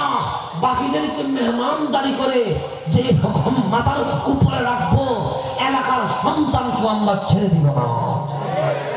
এটা আমার এলাকা দিয়েছে, আমি অনেক জায়গায় গিয়েছি। আমি যখন রাঙ্গুনি গিয়ে দেখি ওনাদের এলাকার বড় বড় আলেম তাকরীর করে, মানুষ তাকে 15 জন। আমরা গেলে মানুষ আস্তে আস্তে আসে। আমরা যখন সেই মহেশখালীতে যাই, কত সুন্দর সুর, তাদের সুরের মোহনা কলিজা পর্যন্ত কাঁপায়া দেয়। মানুষ নাই, আমরা গেলে মানুষ আস্তে আস্তে আসে। কেন? গড়ের মূল্যায়ন মানুষ করে না, বাইরের জিনিসকে মানুষ ভালো মনে করে, সেই জন্য বাইরেরটাকে মানুষ মূল্যায়ন করে। কিন্তু আমার এলাকায় যে কোনো মাহফিলে আমি যেখানে গিয়েছি সেখানে দেখেছি আমার এলাকাবাসী আমাকে কখনো ছেড়ে দেয় নাই, অন্যদেরকে অবশ্যই ছেড়ে যায় নাই। আমি যতটুকু জানি যেটা আমাকে ছেড়ে দেয় নাই, অন্যকে ছাড়বে কেমনে? আমার এলাকা প্রমাণ দিয়েছে গড়ের জিনিসকে মূল্যায়ন করতে হয়। আমার এলাকা আমি অহংকার করে বলি, আমি গর্ব করে বলি, কারণ আমি যেখানে যাই সেখানে বলি কিসের মানুষ। আমি যখন আমার এলাকায় মাহফিল করি তখন মানুষ এমন হয় দাঁড়াইয়ে যেতে হয়, এটা দেখাই দিতে পারে আপনাদের কারণে, এটা আমার কোয়ালিটি না, আমার স্ট্যাটাস নয়, আপনাদের মহব্বত। আজকে যে একটা হয়ে গেছে মানুষগুলো দাঁড়িয়ে আছে, হাসান আজারি কি দেখে নাই আগে? ওরা হাসান আজারি বক্তব্য শুনে নাই, হাসান আজারিকে ডাকলে এমনিই পায়, তো দাঁড়ায় আছে কেন? জানে এতগুলো মানুষ বসে আছে কেন? এতগুলো মানুষ শীতে বসে আছে কেন? একটা কারণে বলবেন যে আমরা এখানে বসে আছি হাসান আজহারীর কোরআনের নাই, সুন্নিয়তের কারণে। আমরা কিসের কারণে? সুন্নিয়তের কারণে। এটা আমার গর্ব, আমার এলাকা, আমার অহংকার। আজকে শুনছি, আজকে যারা মাহফিল করছিল তো 150 জন, ওরা নাকি আজকে কাপড় পরে না। আমি বড় কষ্ট পেয়েছি। ওরা ড্রেস সেলাইছে, এই ড্রেস নাকি পরে না। আমি বড় কষ্ট পাইছি, আমি সত্যি বড় কষ্ট পেলাম। আমার এলাকার ছেলে মাহফিল করবে ড্রেস পরবে না, এটা হতে পারে না? আমি বড় দুঃখ পেয়েছিলাম। আমি তাদেরকে বলেছিলাম ড্রেস না পড়লে কিন্তু আমি মাহফিল করবো না, কিন্তু ওরা তো আমি পাই নাই সামনে। ওরা নাকি কষ্ট পেয়েছে, মাহফিল করবে কষ্ট পাবে কেন? একজন সময় কম দিয়েছে, কে বলেছে তোমাদেরকে সময় কম দিয়েছে? আমি আছি, তোমাদেরকে যদি সকাল পর্যন্ত সময় দিতে হয় আমি দিয়ে যাবো তোমাদেরকে। আমাদেরকে কে ছেড়ে যাবে? তোমরা কি কোনোদিন, তোমরা কি বেশি এসেছো? তোমাদের কি পরিচয় নয়? এখান থেকে বাঘ জন্ম নেই, এখান থেকে সুন্নিয়তের শাসন কেন্দ্র সংবিধান রচিত হয়। তোমরা কেন কষ্ট পাবে অন্যের কারণে? তোমাদের জন্য আমরা আছি। তোমরা তোমার এলাকার ছেলে কষ্ট পাবে, এটা কখনো হতে পারে? মাহফিলে তুমি কি মুখ মলিন করবে কেন? যদি বলে আজকে উনি আসে নাই, আমি আসবো তোমাদের জন্য। যদি বলে আজকে অমুকে কষ্ট দিয়েছে, আমি আসবো তোমাদের জন্য। কি লাগবে তোমাদের? শুধু বলবে আমি আছি তোমাদের পাশে। তোমরা কেন গ্যাস করবে না? তোমরা কেন হাসবে না? তোমরা কেন তাদের ঘরে নিয়ে যাবে না? কিসের কমতি হয়েছে? তোমাদের কি এতটুকু মন ভরে না? ইমাম আহলে সুন্নাত এটা তোমাদের এলাকা। তোমাদের কি মনটা ভরে যায় নাই? জামিয়ার অধ্যক্ষটা তোমাদের এলাকা। তোমাদের মনটা কি ভরে যায় নাই? এখানে আওয়াজ রসুল তোমাদের নাম দিয়ে গেছে। তোমাদের মনটা কি ভরে যায় নাই? যেখানে নঈমুদ্দিন আল কাদের বিচরণ করে গেছে, তারপরেও কেন কষ্ট পাও? তোমাদের জন্য ইমাম আহলে সুন্নাত জীবন দিয়ে গেছে। তোমাদের জন্য ফকিহে মিল্লাত আল্লামা মুফতি ওসিয়ত আল কাদরি সাহেব চাইলে তো বিল্ডিং করে বাইরে থাকতে পারতেন। তোমাদের ভালোবাসায় থেকে গেছে। তোমাদের কিসের অভাব? তোমাদের কিসের অভাব? কিসের কমতি হয়েছে আমাকে বলো? সবটাই তো আল্লাহ তোমাদেরকে দিয়ে দিয়েছে। আমাদের যদি ঈদ, আপনি কোথায় অনেক অঞ্চলে আমাদের ঈদের নামাজ পড়ানোর জন্য কত জোর করে, কিন্তু আমার এলাকায় পায়ে পায়ে হুজুর বাড়ি খাচ্ছে না। আমাদের কিসের কমতি আছে? আল্লাহ আমাদের কি কম দিয়েছে? আমরা কেন কষ্ট পাবো? আমরা কেন নারাজ পাবো? আমাদের তো প্রত্যেকটা দিন আমাদের জন্য ঈদ চলছে। আমাদের জন্য কি চলছে? ঈদ চলছে। সেটা কোনো কষ্ট লাগা যাবে না, কোনো প্রেশারি লাগা যাবে না। হুসাইনি যদি হতে চাও, মাঝে মাঝে কষ্ট আসবে, মাঝে মাঝে শোক আসবে, আমাকে আপনাকে নিতে হবে। আমাদের কোনো দুঃখ নাই, আমাদের কোনো কষ্ট নাই। আমাদের জীবনটা হুসাইনের জন্য। আমাদের জীবনটা কার জন্য? আমার দয়াল নবী রাহমাতুল লিল আলামিন আসরের নামাজ শুরু করলেন, সেই দিন নামাজ পরিবর্তন হয়ে গেল। সেই দিন আমার নবী সিজদায় আর উঠে না। অসংখ্য সাহাবী রিওয়ায়াত করছে, আমাদের দুচোখ দিয়ে পানি বের হয়ে গেল। মনে মনে ভয় ভয় লাগলো, কিন্তু আমার নবী তো সিজদা লম্বা করে না। আজকে কোনো আওয়াজ নাই, শব্দ নাই, সিজদা এত লম্বা কেন? আমার নবীকে আমাদেরকে ছেড়ে দিয়ে চলে গেছে। সাহাবায়ে কেরাম অনেকে চোখের পানি চলে যাচ্ছে।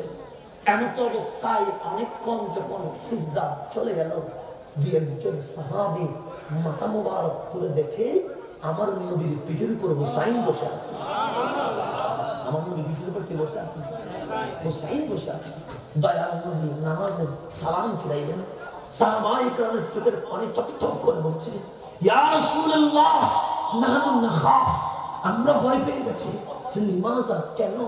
সিজদাটা এত লম্বা করে দিয়েছেন, মনে হয়েছে আপনি বিদায় নিয়ে গেছেন। নবী গো, আপনাকে বিদায় দিতে পারবো না। আমার নবী ডাক দিয়ে বলে, জানো না আমার হুসাইন আমার পিঠে উঠে গিয়েছিল। আমি আমার হুসাইনকে বড় ভালোবাসি। আমি যদি উঠি আমার হুসাইন পড়ে যাবে। হুসাইন যদি পড়ে যায় ব্যথা পাবে। হুসাইন যদি ব্যথা পায়, কেউ কষ্ট না পাইলেও আমি নবী বড় কষ্ট পাবে। আমার হুসাইনকে আমি বড় ভালোবাসি। একটা গভীর মনোযোগ।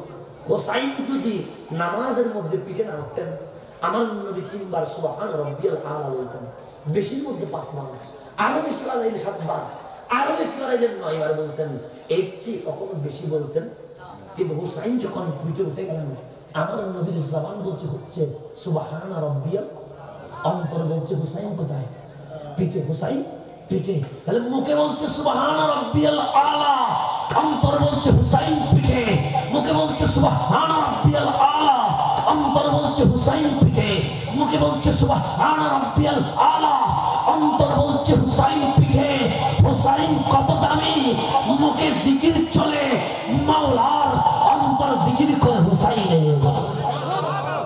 কত দামি বলে, মুখে জিকির করে কার? সুবহান রাব্বিয়াল, অন্তর জিকির করে কার? কত দামি হলে সিজদার ভিতরে মুখে জিকির চলছে আল্লাহ, পিঠে জিকির চলছে কার?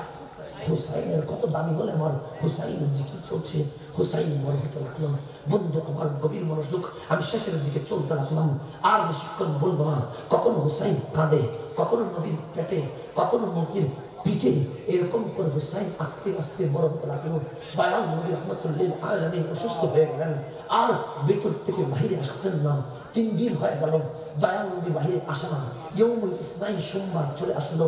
দয়াল নবী চলতে যাবেন, এমন অবস্থায় উম্মে সালমাকে ডাক দিলেন, উম্মে সালমা তুমি দরজার সামনে গিয়ে দাঁড়াও। দাঁড়িয়ে থাকলো, কেউ যদি ভেতরে আসতে চায় তাহলে আসতে দিও না, কারণ আমি নবী আজ বিদায় নিয়ে নেব। আমি বিদায় করে ফেলবো। আমি নবী বিদায়ের মুহূর্তে আর ভালোবাসা বাড়াইতে চাই না। আমি নবী দেখা না দিয়ে চলে যাব। আমি নবী দেখা না দিয়ে উম্মে সালমা বাইরে দাঁড়িয়ে আছে। মা আয়েশাকে ডাক দিলেন, আয়েশা একটা আমার মাথার কাছে আসো, আমি শেষ বিদায়ে আমার মাথাটা আয়েশার কোলে রেখে চলে যাব। কত ভাগ্যবান মা আয়েশা সিদ্দিকা, কোলে রেখে দিলেন মাথা মোবারক। বাইরে দাঁড়িয়ে আছে মালাকুল মউত আজরাইল, ভিতরে ঢুকে না। জিবরিল আমিন আসলেন দয়াল নবীকে শুভ সংবাদ দেওয়ার জন্য। মাওলা ইন্তজারে আছে। জিবরিল আমিন এসে দেখে মালাকুল মউত দাঁড়িয়ে আছে। ডাক দিলেন, মালাকুল মউত আজরাইল তুমি বাইরে যেন ভেতরে যাও। বসে আজকে যাত্রার ঘরে আসলেন, অন্য কার ঘরে আসতাম ডাইরেক্ট অ্যাকশন চলে যেতাম। আজকে এসেছি সাইয়্যিদুল আম্বিয়া ইমামুল মুরসালিনের দরবারে।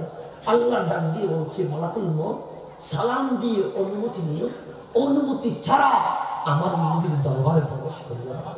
ওহে জিবরিল, নবীর পক্ষে একটু অনুমতি নিয়ে দেন।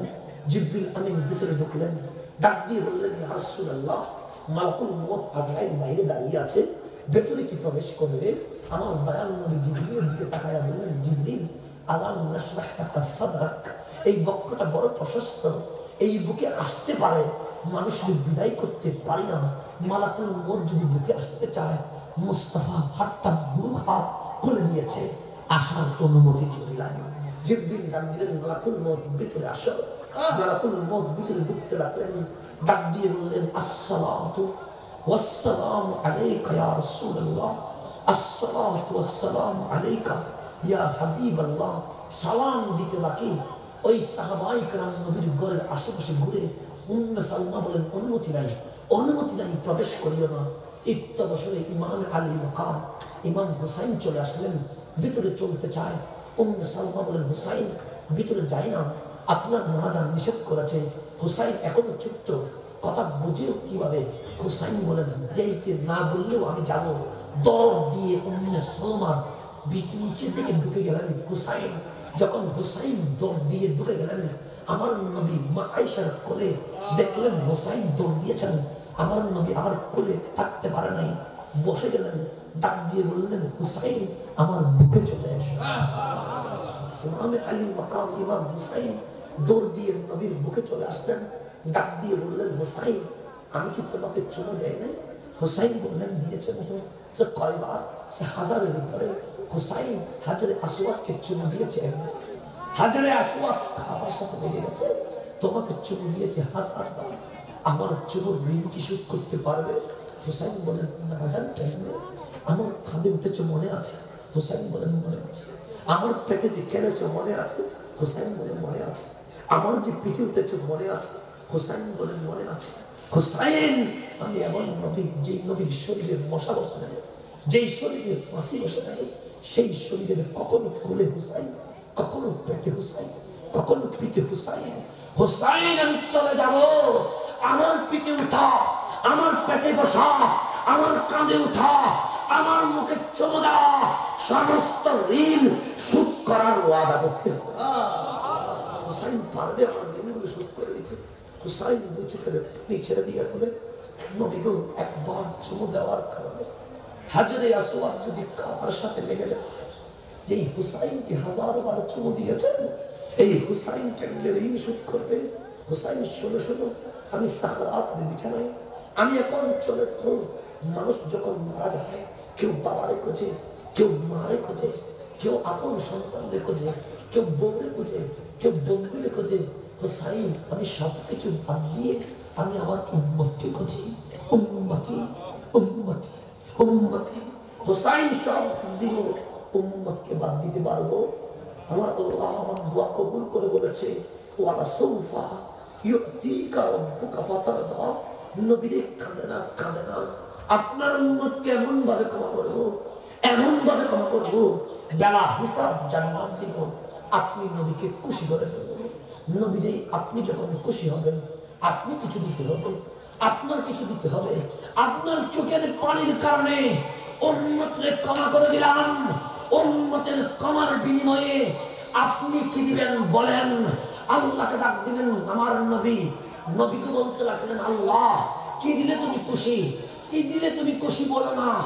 নবীরে আমি তো আপনারে বেশি ভালোবাসি, আপনি কারো ভালোবাসেন? আমার নবী বলতে লাগলেন, হুসাইন মিন্নি ওয়া আনা মিন হুসাইন। জমিনে যদি কাউর বেশি ভালোবাসি, ওটার নাম হুসাইনকে ভালোবাসি। তা আমি যদি আপনাকে ভালোবেসে আপনার উম্মতকে ক্ষমা করে দিতে পারি, আপনিও আপনার উম্মতকে ভালোবেসে হুসাইনকে কুরবানি করে দেন। হুসাইনকে কি করে দেন? আমার দয়াল নবী রাহমাতুল লিল আলামিন হুসাইনকে বুকে ধরে দেন। হুসাইন চুমুর ঋণ যদি শোধ করতে চাও, হুসাইন কাঁধেও তার ঋণ যদি শোধ করতে চাও, পেটে যদি তার ঋণ শোধ করতে যাও, পিঠে যদি তার ঋণ শোধ করতে চাও, কারবালার জমিনে আপন গর্দানটা দিয়ে দিও। তোমার রক্তের বিন্দু দিয়ে আমি আমার উম্মতকে জান্নাত দিব। আমার কারবালার রক্তের সুর দিয়ে আমি আমার উম্মতকে জান্নাত নিয়ে যাব। হুসাইন ওয়াদা করো।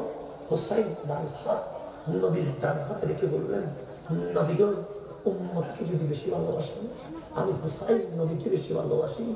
ওই ঋণ যদি শোধ করা যায়, হুসাইন কারবালার জমিনে মাথা দিয়ে আপনার উম্মতকে জান্নাতে নেওয়ার জন্য প্রস্তুত আছে। নবী রাহমাতুল লিল আলামিন বড় খুশি হয়ে গেলেন। হুসাইনকে দুটো চুমু দিয়ে বিদায় দিলেন, হুসাইন চলে যাও। আমার দয়াল নবী শুনে গেলেন। মালাকুল মউত জিবরিল বললেন, আজরাইল বললেন, নবী গো আপনাকে বিদায় দিতে এসেছি, যাবেন? যদি যাবেন নিয়ে যাব, আর যদি থাকেন থাকবেন। আমার নবী বললেন, চলে যাব। যখন দয়াল নবীর সেই রূহ মুবারককে নিতে আসলেন, জিবরিল আমিন দাঁড়িয়ে আছে, মালাকুল মউত মেহমান করে নিতে লাগলেন। যখন জান মুবারক নিতে আসলেন, দয়াল নবী রাহমাতুল লিল আলামিন দু চোখের পানি ছেড়ে দিয়ে ভাগ দিয়ে বললেন, উম্মতি উম্মতি উম্মতি। উম্মত আমি চলে যাবে, উম্মত আমি চলে যাই। আল বিদা আলবিদা, আর দেখা হবে না, চলে যায়, চলে যায়। আসসালাম, আসসালাম, আসসালাম। শেষ বিদায়ে নামাজটা দিয়ে গেলাম। উম্মত তুমি নামাজ পড়িও, আমি নবী খুশি হয়ে যাব, খুশি হয়ে যাবে যে আমার নবীর শেষ বাক্য হুসাইনের শাহাদাত, 2 নম্বর বাক্যের নামাজ। সেই জন্য আমার হুসাইন কারবালার জমিনে যাওয়ার সময় শেষ বাক্য বলেছেন আসসালাম, আসসালাম। আমি হুসাইন তোমাদের কাজ চলে যায়, হুসাইনদের জন্য নামাজটা রেখে দিয়ে যাও। আপনি যদি হুসাইন হন, আমি যদি হুসাইনি হই, আমাদেরকে নামাজটা বুকে নিতে হবে এজিদি হয়ে নয়, হুসাইনি হয়ে। আমাদেরকে কি হয়ে? হুসাইনি হয়ে। বাস শেষ বাক্য আমি এটাই বলবো আপনাদেরকে, শেষ তাকরীর এটাই বলবো আপনাদেরকে, ওই নামাজ পড়িয়েন না যেই নামাজ আব্দুল্লাহ ইবনে উবাইকে জাহান্নামে নিয়ে গেছে। ওই নামাজ পড়ার কোনো দরকার নাই যেই নামাজ আব্দুল্লাহ ইবনে জিলকাইসাকে জাহান্নামের কুকুর বানিয়ে দিয়েছে। ওই নামাজের মাহফিলের দরকার নাই যেই নামাজ ইয়াজিদকে ইয়াজিদি বানিয়ে দিয়েছে। ওই নামাজ পড়েন যেই নামাজ আবু বকরকে সিদ্দিকে আকবর বানিয়ে দিয়েছে। ওই নামাজ পড়েন যেই নামাজ ওমরকে ফারুকে আজম বানিয়ে দিয়েছে। ওই নামাজ পড়েন যে নামাজ উসমানকে যুলনুরাইন বানিয়ে দিয়েছে। ওই নামাজ পড়েন যে নামাজ আলীকে মাওলায়ে কায়নাত বানিয়ে দিয়েছে। ওই নামাজ পড়েন যে নামাজ হাসান ও হুসাইনকে জান্নাতের বাদশা বানিয়ে দিয়েছে। প্রত্যেক নামাজি জান্নাতে যাবে না, হুসাইনি নামাজ জান্নাতে যাবে। হুসাইন নামাজি কিসে যাবে? যে আমার হুসাইনের কারবালার শাহাদাত একটা কারণ হয়েছে আমাদের মতো গুনাহগারকে জান্নাতে নেওয়া যাবে। আমাদের মতো গুনাহগারকে কোথায় যাওয়া যাবে? জান্নাতে নেওয়া যাবে। সেই জন্য বলে যান যদি হুসাইনি হয়, যদি কি হয়? হুসাইনি হয়, নবী প্রেমিক হয়, মাঠকে আর বিচ্ছিন্ন রাখা যাবে না। মাঠকে কোন এক করার সুযোগ এসেছে। মাঠকে কি করার সুযোগ এসেছে? এক করতে হবে আমাদেরকে। ওই ঐক্যের পথে যারা আলেম ওলামা, আমি কোন বন্ধের পক্ষে নয়, আগে থেকে বলি সাত পরিষ্কার কথা, আমি কোন বন্ধের পক্ষে। যদি বন্ধ নিয়ে মাহফিল করেন, বন্ধ নিয়ে থাকেন, এতেও আমার কোনো আপত্তি নাই, কিন্তু আমি আলেম ওলামার পক্ষে। আমি কার পক্ষে? আলেম ওলামার পক্ষে। সুতরাং আপনার যদি কথাটা খারাপ লাগে, আমি মাফ চাইতে পারবো না, কারণ আমাকে নবীর সামনে বলতে হবে আমি মাহফিল কি করেছি। তা আমি যদি আপনাদেরকে সতর্ক না করি, আমার নবীর সামনে মুখ দেখাবো না। তো নবীর সামনে মুখ দেখানো লাগবে কি লাগবে না? আমি নিজের জন্য বলি নাই, আপনাকে খুশি করার জন্য বলি নাই, মদিনা ওয়ালাকে খুশি করার জন্য বলেছি। আলেমদেরকে নাম দেন, যেমন মুফতি আলাউদ্দিন জিহাদি আলেমদের জাহেল, দলিল দেয় কি দলিল দেয় না? এই আলেমদেরকে মূল্যায়ন করে। আলেমদেরকে কি বলে?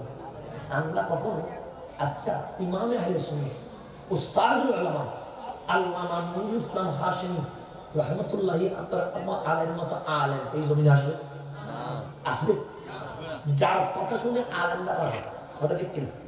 শেরে মিল্লাহ উস্তাদুল উলামা ফকিহে বাংলার আল্লামা উবাইদুল হক মাইনি রাহমাতুল্লাহি আলাইহি, ওনার মতো আলেম আসবে? ওনাদেরকে কি আমরা মূল্যায়ন করেছি? কোন মাহফিলে বিশাল টাকা দিচ্ছে? কোন মাহফিলে? আজকে অনেকেই বলে হুজুর আপনি টাকার কথা বলেন মনে হয়। হ্যাঁ বলি এখন। কোন আলেমকে মূল্যায়ন করেছেন? কোন আলেমকে? আল্লামা হাশমি সাহেব হুজুরকে 20,000 টাকা দিয়েছেন, হাত দিয়ে বলতে পারবেন? নবী সাহেবকে 20,000 টাকা দিয়েছেন।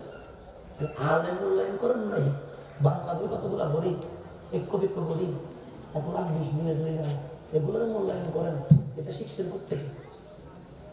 আলেম মূল্যায়ন নাই, তো এগুলো দায়িত্ব দিয়ে রাখি বন্ধ সাজিয়ে আল্লাহ তাবারক ওয়া তাআলা জাহেল থেকে যেন হেফাজত করে, মূর্খ থেকে যেন হেফাজত করে, আলেমদেরকে যথাযথ সম্মান করার তৌফিক দান করেন। সেই জন্য আলেমের পক্ষে কথা বলা যায়, আমাদেরকে মূল্যায়ন করতে পারবেন। আমি যদি মরে চলে গেলাম, কিন্তু আমাদের বয়স আছে না? আছে, এখনো তো আমরা শুরু করলাম না। কেউ আমাদেরকে মূল্যায়ন অনেক করতে পারবেন, আমাদের মুরব্বীদেরকে মূল্যায়ন করেন। আমরা আরো সময় আছে, আজকে আমি কাজ হয়ে গেছি, কারণ লাগাতার মাহফিল 3-4টা, আমি আমার মতো মাহফিল করতে পারি নাই, কিন্তু আমরা তো আর মাহফিল করতে পারবো কি পারবো না? যদি আল্লাহ হায়াতে রাখে আমরা অনেক মাহফিল করতে পারবো, অনেক মিছিল দিতে পারবেন, অনেক গলার মালা দিতে পারবেন, অনেক মূল্যায়ন করতে পারবেন। যারা এখন বয়স হয়ে গেছে মুরব্বীদেরকে একটু মূল্যায়ন করেন, কারণ আমরা কাঁদি কখন? মরে যাওয়ার পরে। আমরা মরার আগে শান্তি দিই না, আমরা মরার আগে দিয়েছি। আজকে সে মিলে মুখ কান্না করে, কিন্তু যখন ছিলেন তখন মূল্যায়ন করেছে। ইমাম আহলে সুন্নাত অনেক চিল্লাইছি, যখন ছিল মূল্যায়ন করেছে। এখন যারা আছে ওনাদেরকে একটু মূল্যায়ন করেন, আমাদেরকে পরে মূল্যায়ন করতে পারবেন, আমাদেরকে পরে করতে পারবেন, মূল্যায়ন করতে পারবেন। আমরা যদি বেঁচে থাকি, মরে গেলে চলে গেলাম, কিন্তু বেঁচে থাকলে কি করতে পারবেন? মূল্যায়ন করতে পারবেন। আমি আরজ করবো মুরব্বীদের সম্মান, আমাদের প্রতি ভালোবাসা। আপনারা যে যুবক আছেন, যুবকদের প্রতি ভালোবাসা, মুরব্বীদের প্রতি তাজিম, এই দুটি জিনিস যদি থাকে, ইনশাআল্লাহ সুন্নিয়তের বাগান বাংলার জমিনে প্রতিষ্ঠিত হয়ে যাবে।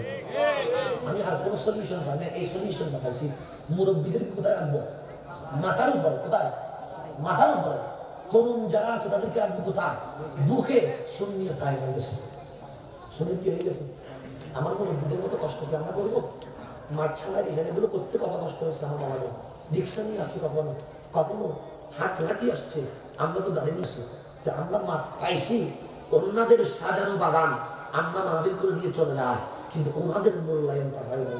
সেই জন্য বলবো মুরব্বীদেরকে মূল্যায়ন করে, যুবক তরুণ আলেমদেরকে বুকে রেখে সুন্নিয়তের কাজ যখন করবো, ইনশাআল্লাহ বাংলার জন্য সুন্নিয়ত কি হয়ে যাবে? কায়েম হয়ে যাবে। রব্বুল আলামিন আজকের মাহফিলকে কবুল করুন, আপনাদের এই ভালোবাসাকে কবুল করুন। আল্লাহ তাবারক ওয়া তাআলা আপনাদেরকে কবুল করুন। আমিন। ওয়া আখিরু দাওয়ানা আলহামদুলিল্লাহি রাব্বিল আলামিন। আসসালামু আলাইকুম ওয়া রাহমাতুল্লাহি